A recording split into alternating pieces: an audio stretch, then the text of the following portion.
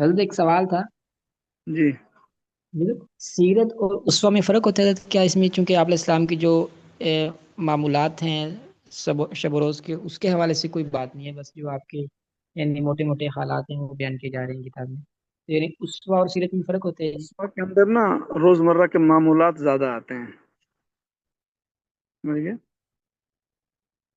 اور اس کے اندر پوری زندگی کا اس میں حصہ ہوتا ہے۔ اس وقت کے اندر روزمرہ کے معمولات، دن کے، رات کے، صبح کے، شام کے۔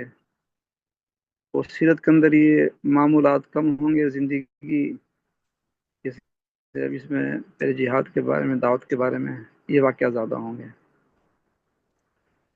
اس وقت حسنہ آتا ہے قرآن کے اندر کہ آپ کی زندگی بہترین نمونہ ہے، تو اس کے اندر عادات شریفہ کی زیادہ ہوتی ہیں۔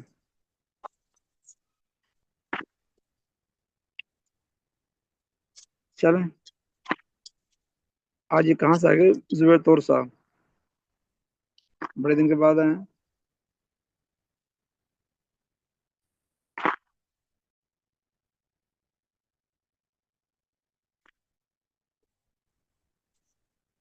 سارا پڑھائیں بچن آئیں آواز سارے بڑے لوگ چھوٹے۔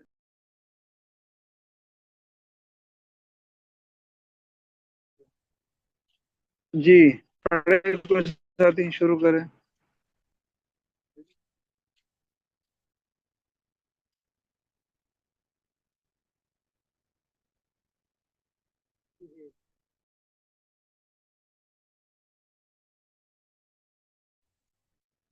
جی استاد جی، میں پڑھوں؟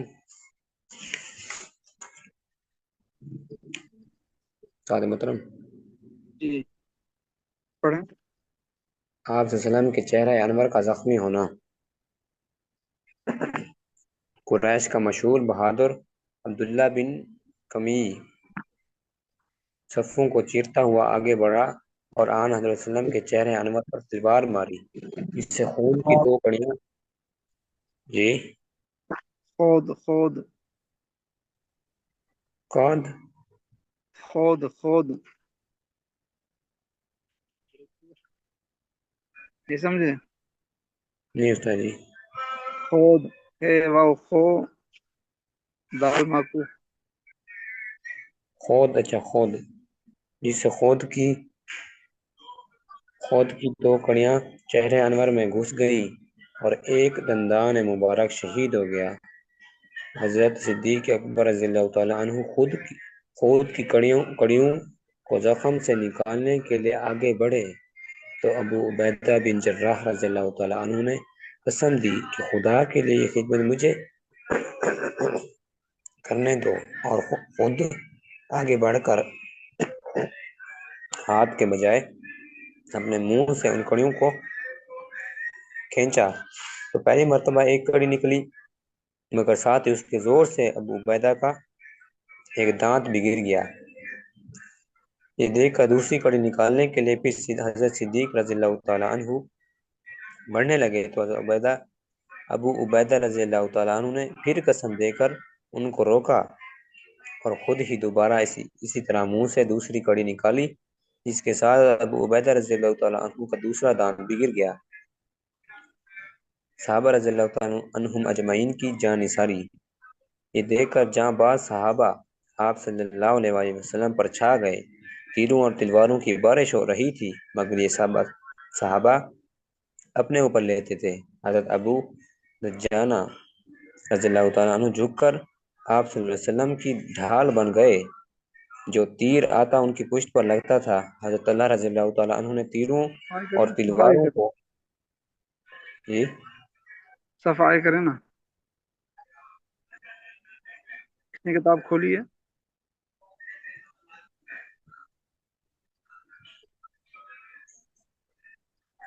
جی پڑھیں۔ حضرت اللہ رضی اللہ تعالیٰ عنہ نے تیروں اور تلواروں کو اپنے اوپر روکا، جس سے ہاتھ کٹ کر گر گیا، اور جنگ کے بعد دیکھا گیا تو ان کے بدن پر 70 سے زیادہ زخم تھے۔ ابو طلحہ رضی اللہ تعالیٰ عنہ ایک ڈھال کے ذریعے آپ صلی اللہ علیہ وسلم جب گردن اٹھا کر فوج کی طرف دیکھتے تو ابو طلحہ رضی اللہ تعالیٰ عنہ کہتے یا رسول اللہ صلی اللہ علیہ وسلم آپ سر نہ اٹھائیں، نصیب آدھا کوئی تیر نہ لگ جائے، اس لیے آپ صلی اللہ علیہ وسلم سے پہلے میرا سینہ موجود ہے۔ ایک صحابی نے عرض کیا یا رسول اللہ صلی اللہ علیہ وسلم اگر میں قتل ہو گیا تو میرا ٹھکانہ کہاں ہوگا؟ آپ صلی اللہ علیہ وسلم نے فرمایا کہ جنت میں۔ ان کے ہاتھ میں کچھ کھجوریں تھیں جو کھا رہے تھے، یہ سنتے ہی انہیں پھینک کر سیدھے مورکا میں پہنچے اور سرگرما قتال ہونے کے بعد شہید ہو گئے۔ یہ قریش بدبخت بے رحمی کے ساتھ آپ صلی اللہ علیہ وسلم پر تیر تلواریں برسا رہے تھے، مگر رحمت اللہ عالمین کی زبان پر یہ الفاظ تھے اللہم اغفر لقومی فإنہم لا یعلمون، اے میرے پروردگار میری قوم کو بخش دے کیونکہ وہ نہیں جانتے۔ چہرہ انور سے خون جاری تھا اور سراپا رحمت اس کو کسی کپڑے وغیرہ سے پوچھتے جاتے تھے، اور فرمایا کہ اگر اس خون کا ایک قطرہ بھی زمین پر گر جاتا تو سب پر عذاب خداوندی نازل ہو جاتا۔ اس غزوہ میں کفار کے صرف 22 یا 23 آدمی مارے گئے اور مسلمانوں میں سے 70 آدمی شہید ہوئے۔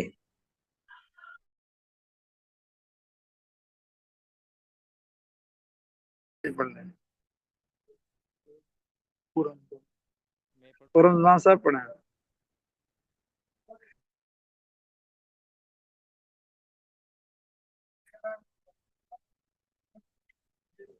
عبد الرحمان صاحب میں پڑھوں سر؟ کون پڑھے گا؟ عبد الرحمن۔ اس غزوہ کے 22 چلے پڑھیں۔ رضوان صاحب نے شروع کرا۔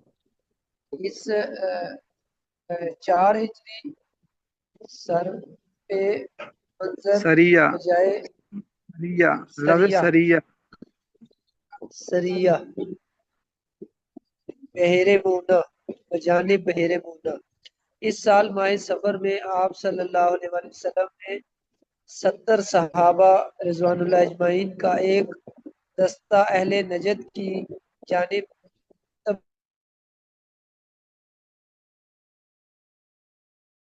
صلحاء شامل تھے۔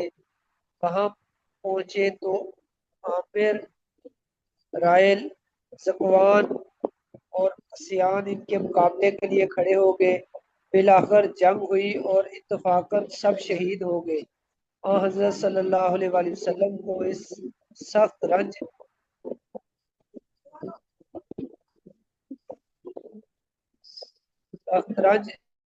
پہنچا، یہاں تک کہ آپ صلی اللہ علیہ وآلہ وسلم نے ان لوگوں کے قاتلین کے لیے چند روز صبح کی نماز میں بددعا فرمائی۔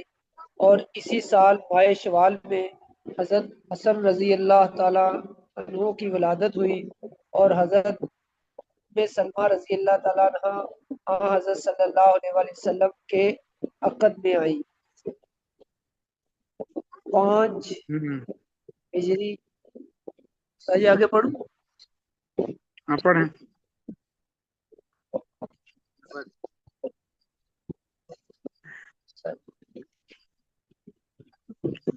5 ہجری قریش اور یہود کی کا سازش اور غزوہ احزاب، قریش اور یہود کا اتفاق۔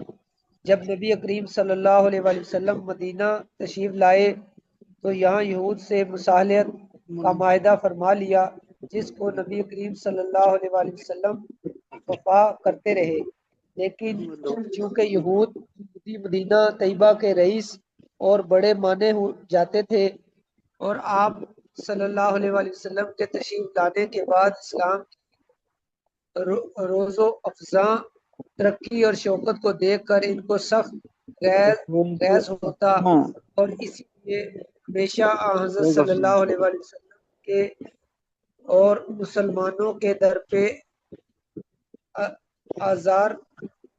آزار رہتے تھے۔ غزوہ بدر میں جب مسلمانوں ڈرتے کو حیرت انگیز فتح یابی ہوئی تو ان کے غیظ و غضب ہوں کی انتہا نہ رہی اور بالآخر انہوں نے علانیہ عہد شکنی شروع کر دی۔ چنانچہ 6 ہجری میں ان کے قبیلہ بنو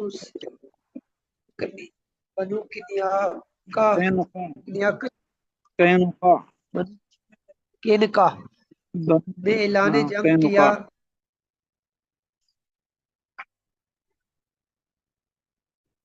جی کینو کا ہاں قینقاع یا قینقاع کوئی کن کا لفظ ہوگا یہ دیکھ اور مقابلہ ہوا تو وہ سب قلعہ بند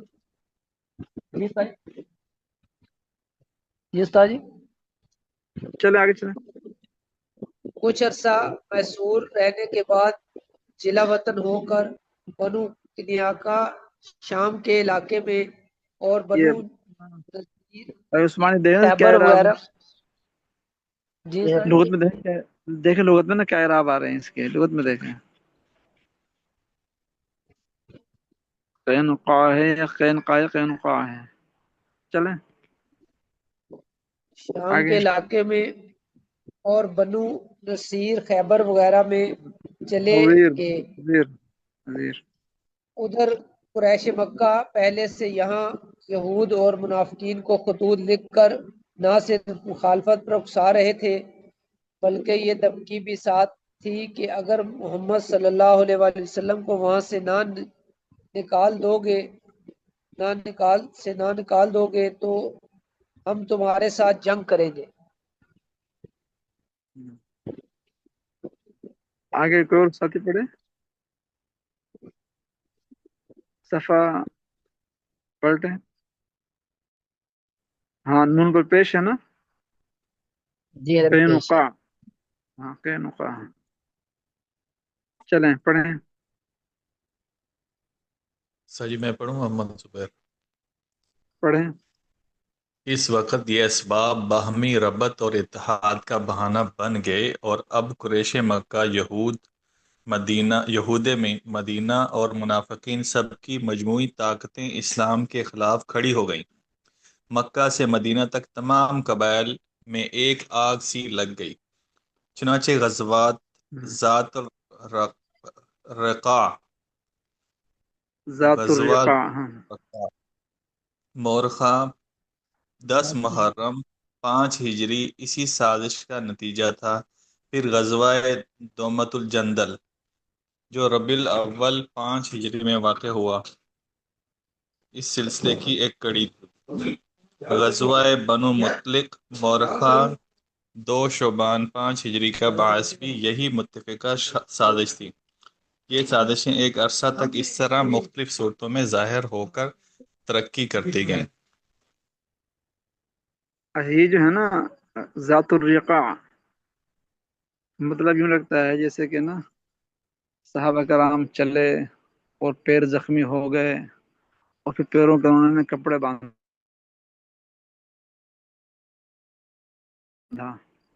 سمجھ گئے رقاع غزوہ رقاع کہتے ہیں پیمد کو خندق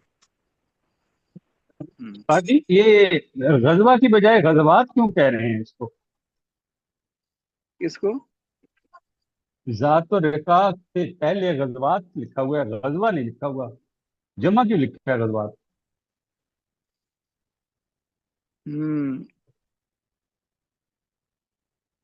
یا تو اس کاتب کی غلطی ہے کیونکہ آگے تھا نا کہ ہجری میں نتیجہ تھا پھر غزوہ جندل یا تو سب کو لے کے کہا ہوگا تمام غزوات کو لے کے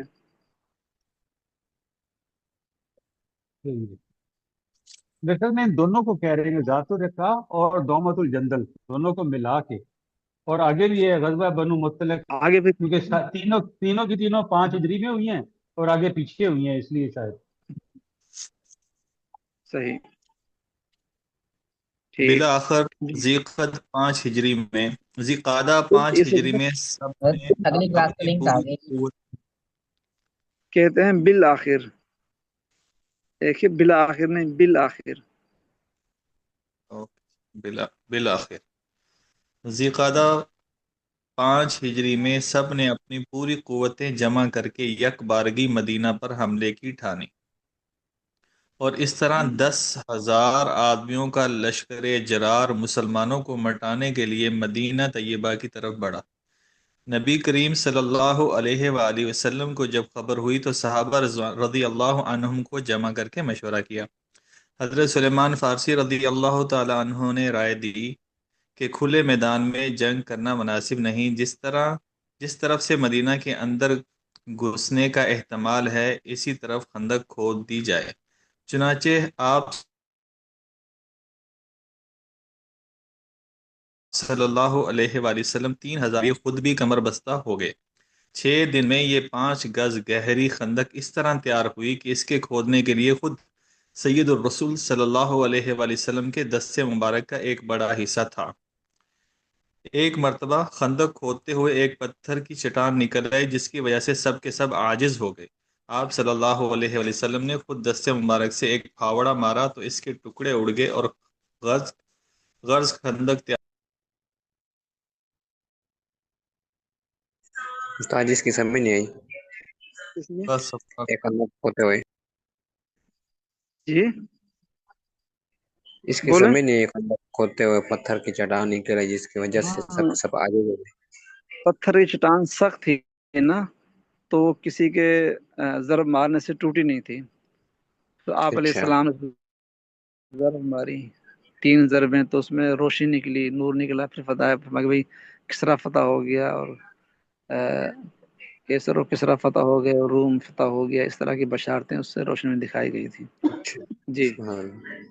حضرت ایک سوال تھا، جی حضرت جب یہ اس لکھا وقت ہوتا ہے کہ رضی اللہ عنہ، تو رضی اللہ یعنی اللہ راضی ہوئے، عنہم ان سب سے، تو جب آتے ہیں رضوان اللہ، تو یہ رضوان جمع کا صیغہ کیوں آتا ہے اللہ کے ساتھ؟ نہیں، رضوان کہتے، رضوان بھی رضامندی کہتے ہیں نا، رضوان میں تو جمع کا بھی صیغہ ہے نا۔ رضی اللہ عنہ نا، رضی اللہ عنہ ہے اللہ ان سے راضی ہو گیا، رضوان اللہ جی اللہ کی ان پر رضامندی ہو۔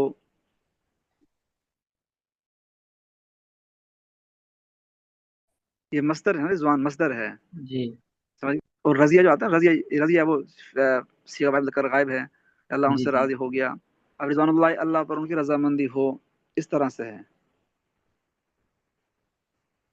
فرق جی ہے اس میں، سمجھ گئے؟ حضرت یہاں پہ رضوان اللہ آئے گا نا، تو اللہ یہاں پہ یعنی اس میں مفعول بنتے نہیں، ہیں نا کہ اللہ، رضوان اللہ ہی، یہ اچھا ہے رضوان مضاف اللہ مضاف ہی، الیہ، جی ٹھیک ہاں یہ ٹھیک مضاف ٹھیک مضاف الیہ ہے۔ ٹھیک ہے۔ کتنا آگے پیرا بچ گیا؟